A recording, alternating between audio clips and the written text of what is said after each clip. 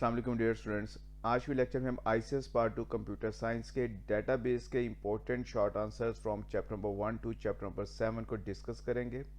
These are the very very important short answer according to exam point of view.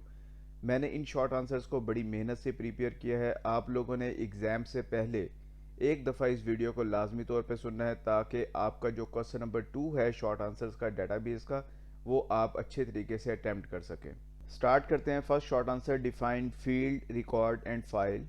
Field किसे कहते हैं? Combination of different characters is called field. For example, roll number is a field, name is a field, marks is a field. What is a record? Combination of different fields is called record. What is a file? Combination of different records is called file. Define attribute, tuple, table and database. Attribute हम किसे कहते हैं? किसी भी entity की properties को, उसकी characteristics को represent करने के लिए we can use a attribute in a database table. Tuple जो है इसको हम simply row भी कहते हैं। टेबल किसे कहते हैं? Tables are the database objects that contain all the data in a database. It is also known as a relation. Table को हम रिलेशन भी कहते हैं। इसकी एक और डेफिनेशन भी है, a table is a two dimension array or table of the data containing descriptive information about an entity. यानी कि टेबल हमारे पास वो ऑब्जेक्ट है जिसमें हम किसी भी एंटिटी की इंफॉर्मेशन को स्टोर करते हैं। What is database? A database is a collection of logically related records और डाटा सेट्स। यानी कि जब हम डिफरेंट रिकॉर्ड्स को आपस में कंबाइन करते हैं तो जिस लोकेशन पे हम उन रिकॉर्ड्स को स्टोर करेंगे, that location is known as a database. For example, students की डेटाबेस हो सकती है, एम्प्लॉयज़ की डेटाबेस हो सकती है, etcetera. Define entity with example. Entity is anything about which you want to keep information in the database. ऐसी तमाम चीज़ें जिनकी इंफॉर्मेशन हम अपनी डेटाबेस में स्टोर करना चाहते हैं, उन तमाम चीज़ों को हम एंटिटी का नाम देंगे। एंटिटी हमारे पास कोई प्लेस भी हो सकती है, कोई थिंग भी हो सकती है, कोई पर्सन भी हो सकता है। For example, student is an entity, teacher is an entity, class is an entity. Very important short answer, right any two properties of a relation. आपने रिलेशन की कोई सी दो प्रॉपर्टीज लिखनी है। जैसा कि हमें पता है रिलेशन की 4 प्रॉपर्टीज होती हैं। Number 1, no duplicate row exist in a relation. Number 2, the order of rows insignificant. Number 3, the order of column is insignificant. Number 4, columns or attributes are all elemental or atomic. Relation की properties में no duplicate row exist से मुराद ये है कि हमारे पास एक relation में दो या दो से रिकॉर्ड सेम नहीं हो सकते। ऑर्डर ऑफ रो जो है ये चेंज हो सकता है। ऑर्डर ऑफ कॉलम्स जो है ये भी चेंज हो सकता है। फॉर एग्जांपल, आपने पहले रोल नंबर लिखा, फिर आपने नेम लिखा, फिर मार्क्स लिखा, तो ये लाजमी नहीं है। आप पहले नेम लिख सकते हैं, फिर रोल नंबर लिख सकते हैं, फिर मार्क्स लिख सकते हैं। इसी तरीके से जो आपके पास एट्रीब्यूट्स और कॉलम है, उन तमाम में एटॉमिक और सिंगल वैल्यू होनी चाहिए, उनमें मल्टीपल वैल्यूज नहीं आ सकती। What is the purpose of view? Views are created by using SQL. SQL stand for structured query language. ये डेटाबेस की एक पावरफुल लैंग्वेज है जिसकी मदद से हम डाटे को डिफाइन कर सकते हैं और डाटे को मैनिपुलेट कर सकते हैं। व्यू का जो एक्चुअल पर्पस होता है, to keep the data safe and secure from unauthorised or illegal user. तो व्यू की मदद से हम अपने डाटे को जो डेटाबेस में मौजूद होता है उसको अनऑथराइज और इलीगल यूजर से प्रोटेक्ट कर सकते हैं, सेव कर सकते हैं। What is mean by indexes? Indexes जो है ये हमारे पास एक और टेबल होता है जिसको डेटाबेस एडमिनिस्ट्रेटर जो है वो क्रिएट करता है। इस टेबल के अंदर हमारे एक्चुअल टेबल के जो की एट्रीब्यूट्स होते हैं वो मौजूद होते हैं जिनके ऊपर हम इंडेक्स जो है वो क्रिएट करते हैं। इंडेक्सेस जो हैं ये डेटाबेस मैनेजमेंट सिस्टम में वाइटल रोल प्ले करते हैं। इसकी मदद से हम अपनी डेटाबेस में मौजूद इंफॉर्मेशन को सर्च करते हैं। इसकी मदद से हम अपने सिस्टम को स्मूथली और फास्टली जो है वो रन कर सकते हैं। डिफाइन प्राइमरी की with examples. Important short answer है, प्राइमरी की हमारे पास वो एट्रीब्यूट्स होते हैं जो कि डेटाबेस में किसी भी रिकॉर्ड को यूनिकली तौर पर आइडेंटिफाई करने के लिए यूज़ किए जाते हैं। These attributes are known as a primary key. Primary key हम उस एट्रीब्यूट को रखेंगे जिसके अंदर ये दो प्रॉपर्टीज एग्जिस्ट करती हों। नंबर 1, प्राइमरी की जो है it must be unique. Number 2, it does not contain null value. यानी कि ऐसा एट्रीब्यूट जो कि यूनिक होगा और जिसमें नल वैल्यू जो है नहीं आ सकती, that attribute is known as a primary key. For example, roll number जो है ये हमारे पास यूनिक होता है तो इसको हम प्राइमरी की रख सकते हैं। CNIC नंबर ये भी हमारे पास यूनिक होता है हर पर्सन का, इसको भी हम प्राइमरी की रख सकते हैं। पासपोर्ट नंबर ये भी हमारा यूनिक होता है, इसको भी हम प्राइमरी की जो है वो सिलेक्ट कर सकते हैं। डिफाइन फॉरेन की with example. A foreign key is an attribute in a table whose values must match with the primary key of another table। जब एक टेबल की प्राइमरी की को हम दूसरे टेबल में एज एन एट्रीब्यूट यूज करते हैं, in that table that attribute is known as a foreign key. जिस टेबल में फॉरेन की होती है उसको हम डिपेंडेंट टेबल और चाइल्ड टेबल भी कहते हैं। It's a very important MCQs. इसी तरीके से जिस टेबल में प्राइमरी की होती है उसको हम पेरेंट टेबल भी कहते हैं, इंडिपेंडेंट टेबल भी कहते हैं। फॉर एग्जाम्पल यहाँ पर देखें हमारे पास दो टेबल हैं, एक टेबल क्लास के नेम का है और दूसरा टेबल हमारे पास स्टूडेंट के नेम का है। इनमें जो प्राइमरी की है इनको मैंने रेड कलर से अंडरलाइन किया हुआ है। इसका मतलब CID जो है ये क्लास टेबल की प्राइमरी की है और SID जो है ये हमारे पास स्टूडेंट टेबल की प्राइमरी की है।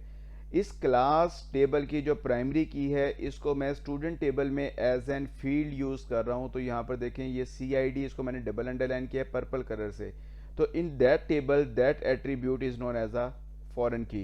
तो जब एक टेबल की प्राइमरी की को आप दूसरे टेबल में एज एन एट्रीब्यूट यूज करते हैं for the purpose of relationship, in that table that attribute is known as a foreign की।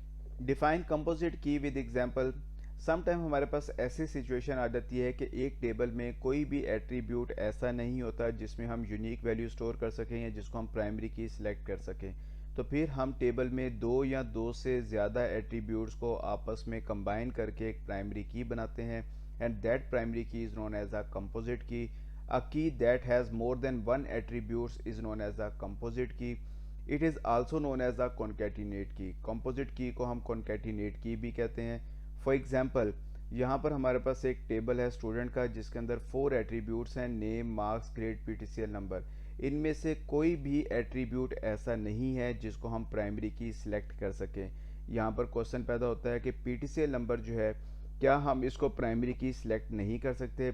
PTCL नंबर जो है ये तो हमारा यूनिक होता है, लेकिन सम टाइम ऐसा भी होता है कि एक क्लास में दो भाई पढ़ते हों, दो बहनें पढ़ती हों या भाई बहन पढ़ते हों, तो फिर उनका जब रिकॉर्ड एंटर होगा तो PTCL नंबर जो होगा उनका वो सेम एंटर होगा, तो वहाँ पर यूनिकनेस की जो प्रॉपर्टी है वो होल्ड नहीं करेगी। तो लिहाजा हम नेम और PTCL नंबर इन दोनों को मिला के क्या करते हैं, एक प्राइमरी की बनाते हैं, and that primary key is known as a composite की।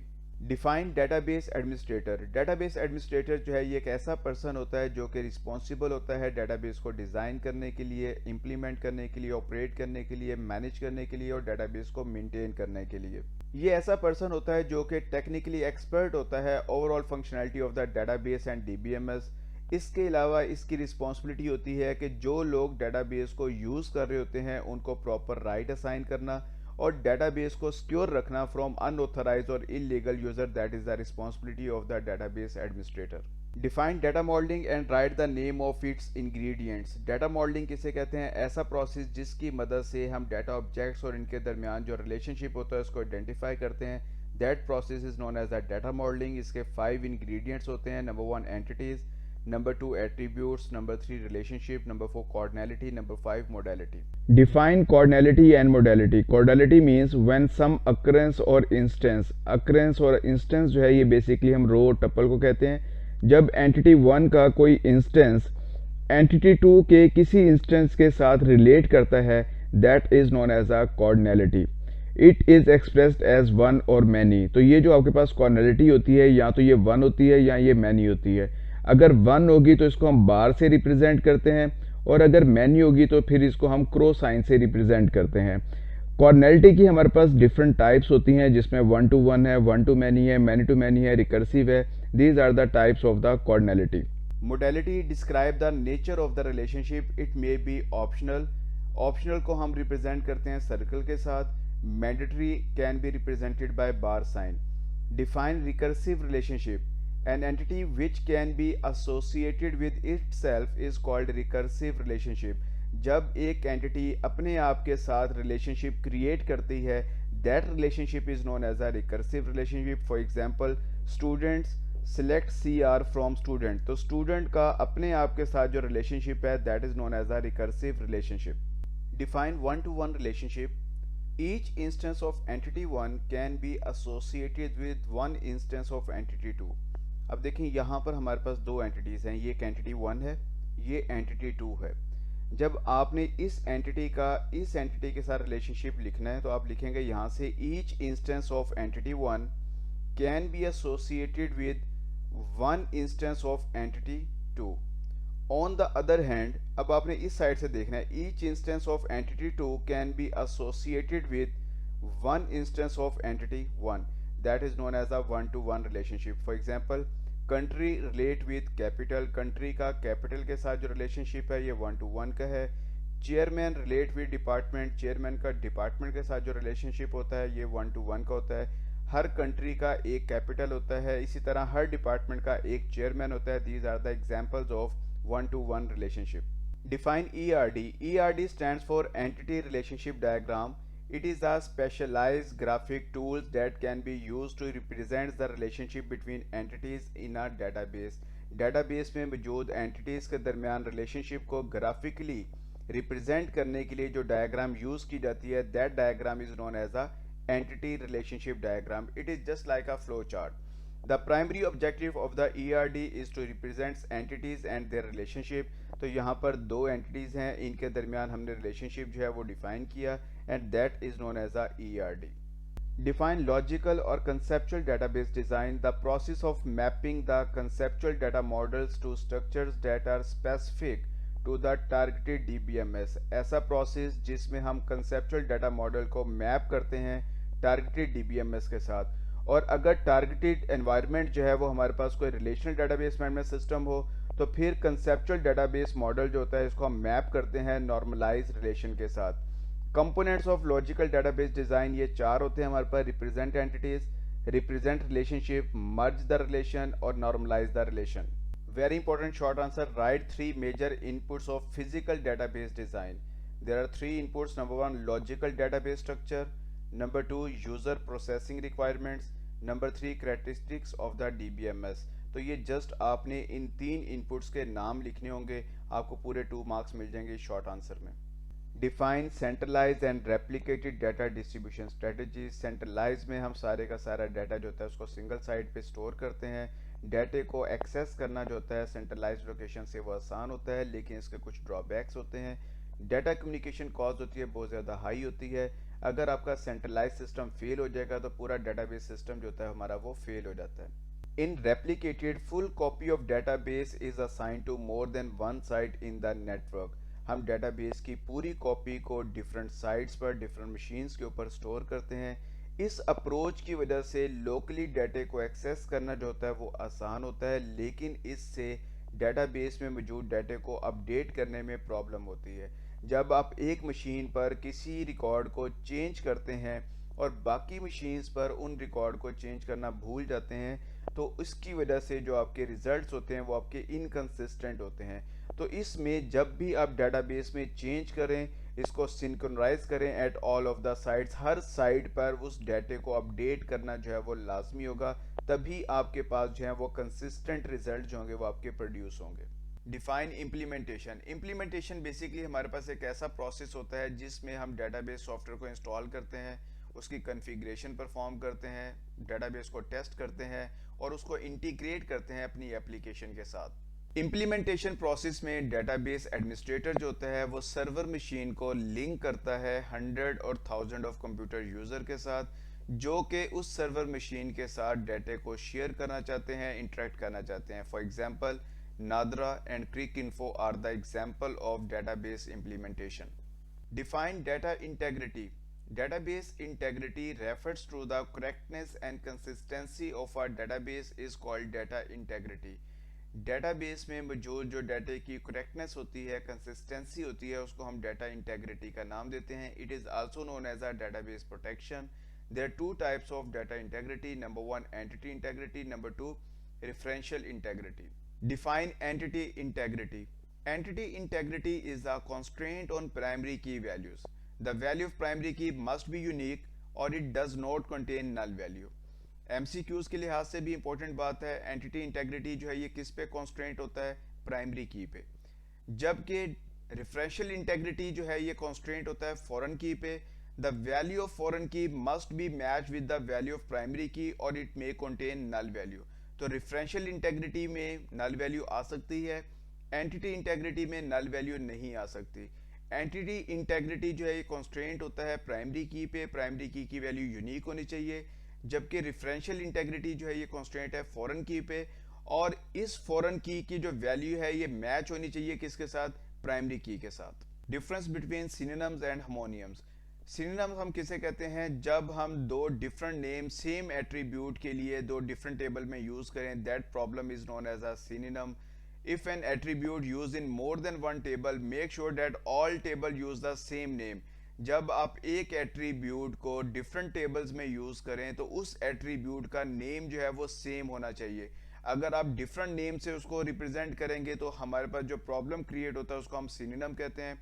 फॉर एग्जांपल यहाँ पर हमारे पास दो टेबल हैं, एक स्टूडेंट का और एक क्लास का।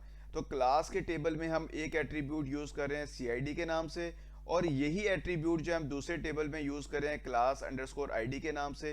तो ये सेम एट्रीब्यूट हैं लेकिन दोनों के नेम डिफरेंट हो गए, that problem is known as a synonym. Homonym. Homonym में हमारे पास सेम नेम जब हम यूज करते हैं टू डिफरेंट एट्रीब्यूट्स के लिए, यानी कि दो एट्रीब्यूट डिफरेंट किस्म के हैं, दो डिफरेंट टेबल्स में हैं, लेकिन उनको अगर हम सेम नेम से रिप्रेजेंट करें तो इसकी वजह से जो प्रॉब्लम हमारा क्रिएट होता है, that problem is known as a homonym problem. For example एक हमारे पास टेबल जो है स्टूडेंट का है, दूसरा टेबल हमारे पास क्लास का है।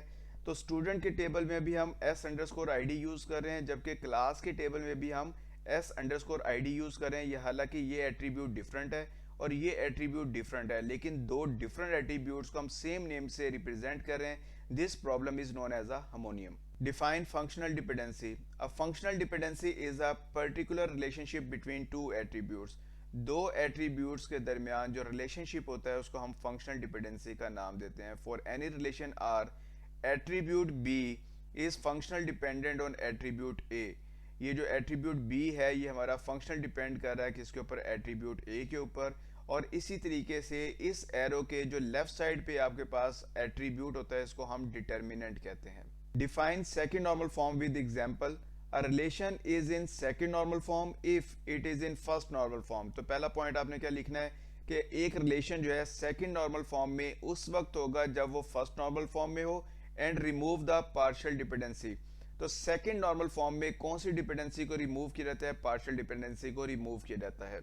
इसकी एक और डेफिनेशन क्या है हमारे पास, it is in first normal form, पहला पॉइंट तो वही है, and all the non key attributes fully functional dependent on the primary key, not on the part of primary की।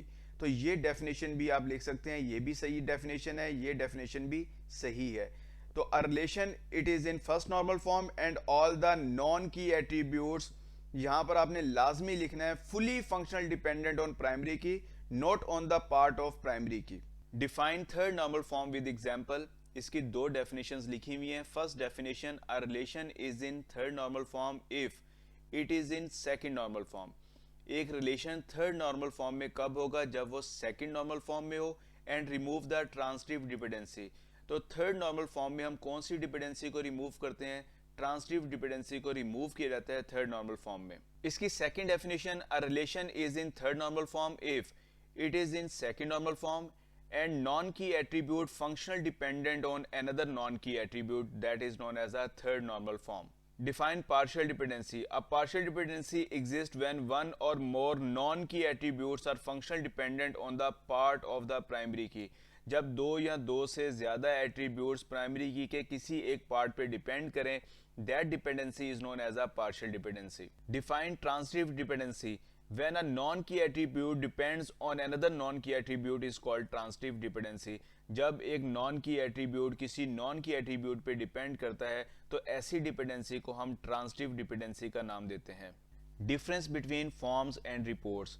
फॉर्म्स जो है ये बेसिकली ग्राफिकल इंटरफेस होता है जिसकी मदद से यूज़र जो है वो डेटाबेस में इंफॉर्मेशन को एंटर कर सकता है, व्यू कर सकता है, एडिट कर सकता है।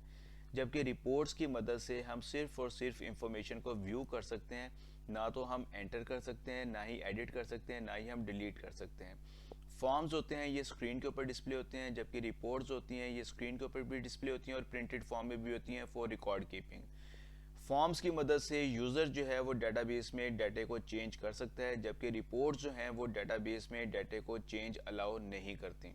Define degree and cardinality of a relation. Degree of relation किसे कहते हैं? Number of fields, number of attributes in a relation is called degree of a relation.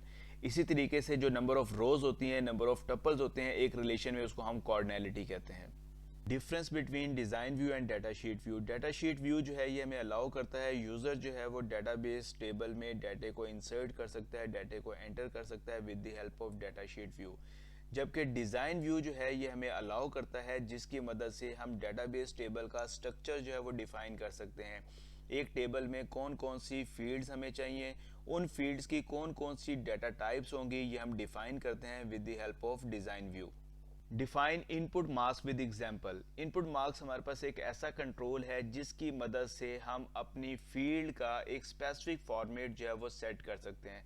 जब आपने किसी फील्ड में किसी स्पेसिफिक फॉर्मेट में इंफॉर्मेशन को रिप्रेजेंट करना है तो उसको हम इनपुट मार्क्स कंट्रोल की मदद से रिप्रेजेंट कर सकते हैं। फॉर एग्जांपल, अगर आपने अपनी फील्ड में CNIC नंबर इनपुट करना है तो CNIC नंबर का जो हमारे पास फॉर्मेट होता है उसमें पहले हमारे पास 5 डिजिट्स होते हैं, फिर डैश होती है, फिर 7 डिजिट्स होते हैं, फिर डैश होती है और फिर 1 डिजिट होता है। तो ये हमने एक फॉर्मेट स्पेसिफाई कर दिया। जब हम 11 डिजिट्स का एक नंबर इनपुट करेंगे वो ऑटोमेटिकली इस फॉर्म में क्या करेगा, फील्ड में उसको रिप्रेजेंट कर देगा। ये किसकी वजह से है? ये इनपुट मार्क्स कंट्रोल की वजह से हमारी इंफॉर्मेशन जो होगी वो उसी फॉर्मेट में डिस्प्ले होगी उस फील्ड में। इंपॉर्टेंट शॉर्ट आंसर है एग्जाम के पॉइंट ऑफ व्यू से, define cascade update related fields and cascade delete related fields. Cascade update related field से क्या मुराद है? If the cascade update related field checkbox is selected whenever you change the primary key of a record in the primary table। जब आप primary table में किसी primary की value को change करते हैं, access automatically updates the primary key to the new value in all related records. तो जहां जहां पर उस प्राइमरी की के इंस्टेंस जिस जिस चाइल्ड टेबल के अंदर यूज हो रहे होंगे वहां पर ऑटोमेटिकली एक्सेस क्या करेगा, उसको अपडेट कर देगा। आपको अपडेट करने की जरूरत नहीं है। Cascade delete related fields। If the cascade delete related field checkbox is selected whenever you delete the primary key of a record in the primary table। जब आप प्राइमरी टेबल में किसी प्राइमरी की के रिकॉर्ड को डिलीट करते हैं, access automatically delete related records in the related table. तो चाइल्ड टेबल में जितने भी उसके इंस्टेंसेस होंगे वो भी ऑटोमेटिकली क्या होंगे, वो रिमूव हो जाएंगे। आपको रिमूव करने की जरूरत नहीं है, माइक्रोसॉफ्ट एक्सेस जो है ये काम खुद से परफॉर्म करेगा। तो ये दो डेफिनेशंस आपने इसी तरीके से याद रखनी है शॉर्ट आंसर के लिए। Difference between columnar and tabular form. Columnar form जो है इसमें हम सिंगल रिकॉर्ड को at the same time display करते हैं, जबकि टेबुलर फॉर्म जो है ये मल्टीपल रिकॉर्ड्स को at the same time form के ऊपर डिस्प्ले करता है। कॉलमनर फॉर्म में हमारे पास जो लेबल्स और जो फॉर्म फील्ड्स होती हैं, यानी कि जो वैल्यूज होती हैं वो हमारे पास कॉलम वाइज होती हैं। पहले कॉलम में हमारे पास लेबल्स होंगे, फॉर एग्जांपल यहाँ पे रोल नंबर लिखा होगा, स्टूडेंट नेम लिखा होगा, मार्क्स लिखे होंगे। इस रोल नंबर के आगे रोल नंबर की जो वैल्यू होगी वो डिस्प्ले होगी, स्टूडेंट नेम के आगे स्टूडेंट का नाम डिस्प्ले होगा और मार्क्स के आगे हमारे पास यहाँ पे स्टूडेंट के मार्क्स डिस्प्ले होंगे। तो एक जो हमारे पास कॉलम होगा इसके अंदर हमारे पास लेबल्स होंगे और दूसरे कॉलम के अंदर हमारे पास वैल्यूज होंगी। इस फॉर्म को हम कॉलमनर फॉर्म कहते हैं। जबकि टेबुलर फॉर्म में हमारे पास जो फील्ड्स होंगी वो कॉलम में विजिबल होंगी, जस्ट लाइक दिस। यहाँ पर हमारे पास student name, roll number, marks, और यहाँ पर हमारे पास उसका जो डाटा होगा वो रोज की फॉर्म में हमारे पास डिस्प्ले होगा। ये एक रिकॉर्ड आ गया, फिर इसके बाद हमारा दूसरा रिकॉर्ड आ जाएगा, फिर इसके बाद हमारा तीसरा रिकॉर्ड आ जाएगा। तो इसका मतलब ये कि multiple record at the same time हमारे डिस्प्ले हो रहे हैं किसमें, टेबुलर फॉर्म में।